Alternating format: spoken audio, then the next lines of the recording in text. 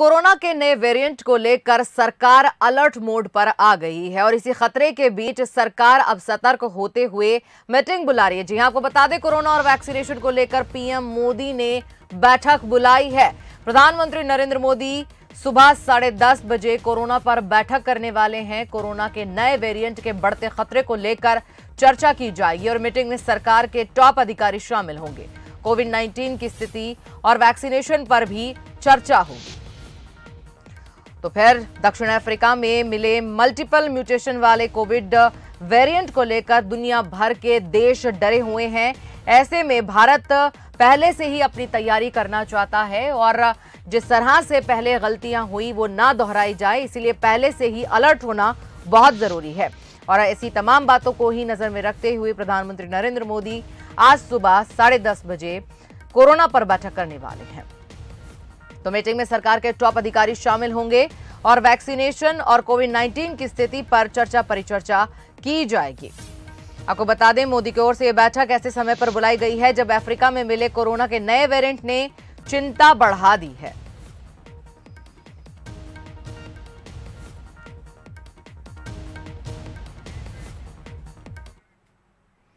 विश्व स्वास्थ्य संगठन यानी कि WHO ने दक्षिण अफ्रीका में मिले कोरोना वायरस के नए वेरिएंट B11529 को ओमिक्रॉन नाम दिया है।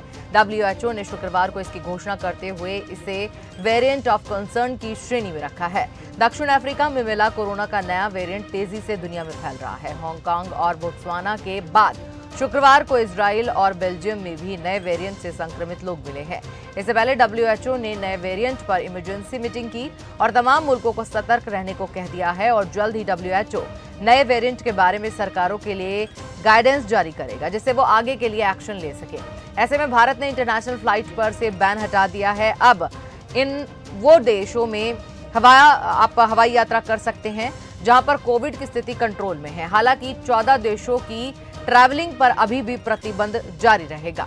आपको बता दें कि हांगकांग, बोत्सवाना, इजराइल से आने वाले यात्रियों की जांच के लिए सभी इंडियन एयरपोर्ट्स को निर्देश दे दिए गए हैं। इसके अलावा UK, France, Germany, Netherlands, Finland, south Africa, Brazil, चीन, Mauritius, Singapore, Bangladesh, Botswana, Zimbabwe और न्यूजीलैंड के लिए अभी भारत से कोई हवाई यात्रा नहीं की जा सकती है।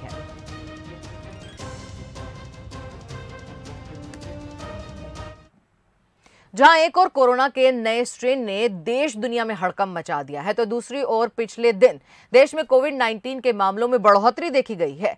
पिछले 24 घंटों में कोरोना के 10,549 नए मामले सामने आए हैं। वहीं केरला में आज कोरोना वायरस के 4,677 नए मामले सामने आए हैं। पिछले 9 दिनों के आंकड़ों पर नजर डालें तो मृत्यु दर में 121% तक बढ़ोतरी भी हुई है। एक्टिव केस की संख्या अब भी 1,10,000 से ज्यादा है।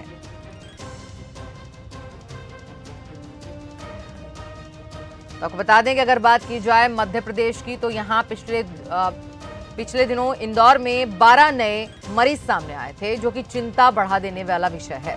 वहीं अभी प्रदेश में 102 एक्टिव केस हैं। कुछ दिन पहले ही प्रदेश में कोरोना को लेकर सारे प्रतिबंध हटा दिए गए हैं। और बात की जाए छत्तीसगढ़ की, तो यहाँ 2 नए केस सामने आए हैं। वहीं प्रदेश में अभी 312 एक्टिव केस हैं।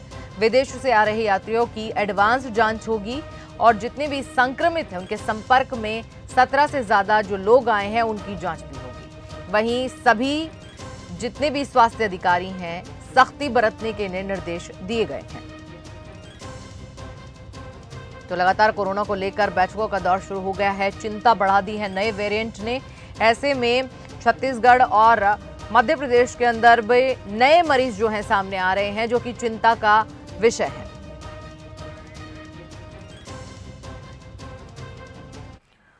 और इस खबर पर हमारे साथ इंदौर से पीयूष पारे और रायपुर से हमारे साथ हमारे विशेष संवाददाता मोहन तिवारी जुड़ गए हैं। उनसे हम ज्यादा जानकारी लेंगे। सबसे पहले हम इंदौर की बात करते हैं।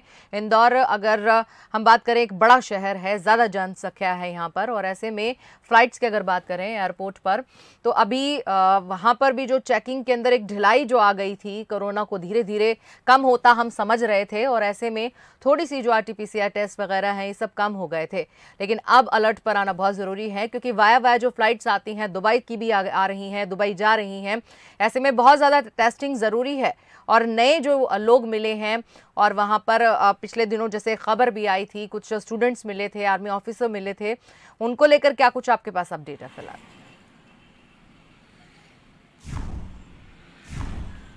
देखिए, बिल्कुल इंदौर जिस तरीके से यहाँ पर पिछले दिनों अगर हम लोग बात करें कोरोना की दूसरी लहर में जो प्रकोप देखने को मिला था, उसके बाद में कुछ आंकड़ों में कमी जरूर आई थी, लेकिन अब यहाँ पर जो आंकड़े लगातार पॉजिटिव सामने आ रहे हैं उन्होंने यहाँ पर चिंता जरूर बढ़ा दी है। अगर 24 घंटों की बात करें तो 12 नए पॉजिटिव केसेस सामने आए हैं। 2 दिन पहले 13 नए पॉजिटिव केसेस सामने आए थे, और इसमें कुछ IIM के स्टूडेंट्स भी शामिल थे और आर्मी ऑफिसर्स भी शामिल थे।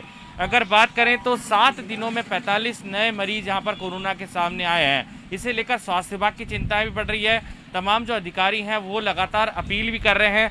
बैठकों के जरिए कहीं ना कहीं यहाँ पर रणनीति बनाई जा रही है, और आम लोगों से अपील की जा रही है कि पूरी तरीके से यहाँ पर जो कोरोना की गाइडलाइन है उसका पालन करें। क्योंकि जिस तरीके से यहाँ पर मध्य प्रदेश में तमाम प्रतिबंध हटे थे, उसके बाद में ये तस्वीरें देखने को मिली थी कि लोग लापरवाह हुए थे। खासतौर पर जो ऐसे इलाके हैं जहाँ पर बड़ी संख्या में भीड़ जुटती है, वहाँ पर लोग बगैर मास्क पहने, बगैर सोशल डिस्टेंसिंग के वहाँ पहुँच रहे हैं, और ये तस्वीरें कहीं ना कहीं यहाँ पर डराती है। दूसरी तरफ आपने जिक्र किया कि इंटरनेशनल फ्लाइट की शुरुआत यहाँ से हो चुकी है, लिहाजा जो एयरपोर्ट प्रबंधन है उसने विशेष व्यवस्था की है, और जो एयरपोर्ट पर यात्री पहुँच रहे हैं उनकी चेकिंग भी खास तौर पर यहाँ पर की जाने लगी है। तो आंकड़े लगातार बढ़ते हुए और चिंताएं भी यहाँ पर लगातार बढ़ रही है। अब स्वास्थ्य विभाग इसे लेकर और सख्त होगा, इस बात से इनकार नहीं किया जा सकता है। जी पीयूष, अभी आप हमारे साथ बने रहिए, लेकिन अभी फिलहाल हम छत्तीसगढ़ के राजधानी रायपुर चलते हैं, जहां पर हमारे सहयोगी हमारे साथ जुड़े हुए मोहन तिवारी। मोहन, आपसे ये जानना चाहेंगे कि पिछले दिनों गाइडलाइन जारी हुई कि अभी जो है क्षेत्र के अंदर कोरोना थोड़ा कम हो गया है, तो चलिए अब थोड़ी सी ढिलाई बरत देते हैं। एयरपोर्ट पर भी जो चेकिंग है उसमें रियायत दी गई थी यात्रियों को, और तमाम ये चीजें वहां पर कर दी गई थी। ऐसे में वहां पर अब अचानक से जो है केसेस बढ़ने लग गए हैं, चिंता का विषय है। फिलहाल सरकार की क्या तैयारी है?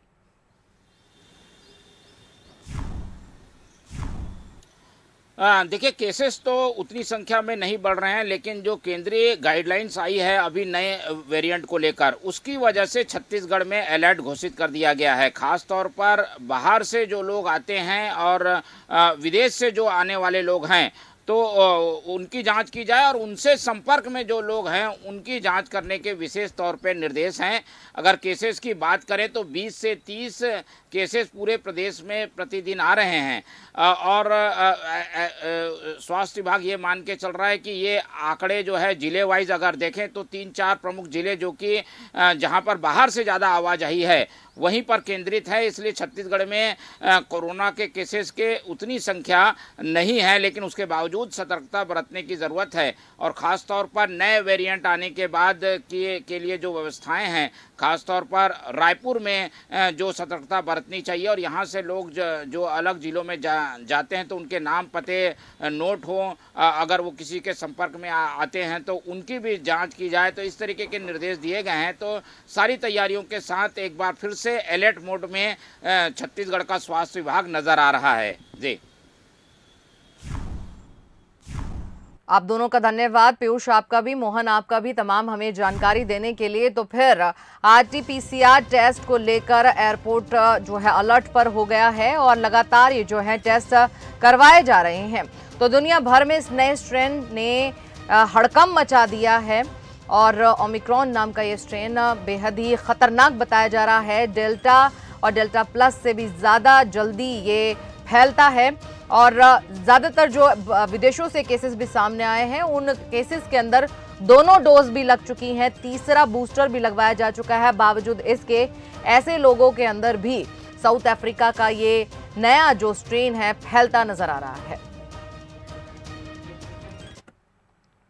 वहीं कोरोना को लेकर दिल्ली भी अलर्ट मोड पर आ गया है। यहां पर उपराज्यपाल अनिल बैजल ने एक इमरजेंसी बैठक बुलाई है। कोरोना के नए वेरिएंट को लेकर यह बैठक बुलाई गई है। DDMA की यह बैठक है, अध्यक्षता इसकी खुद लेफ्टिनेंट गवर्नर अनिल बैजल करने वाले हैं। कोरोना के नए वेरिएंट से निपटने के समेत इन मुद्दों पर भी चर्चा की जाएगी। दिल्ली के अंदर आपदा प्रबंधन किस प्रकार से हो, प्राधिकरण की ये बैठक बुलाई गई है। नए वेरिएंट के मद्देनजर स्थिति, तैयारी, तमाम बातों पर चर्चा होनी अब लाजमी हो गई है, क्योंकि दिल्ली राजधानी है और इंटरनेशनल एयरपोर्ट है, लोगों का आना जाना है।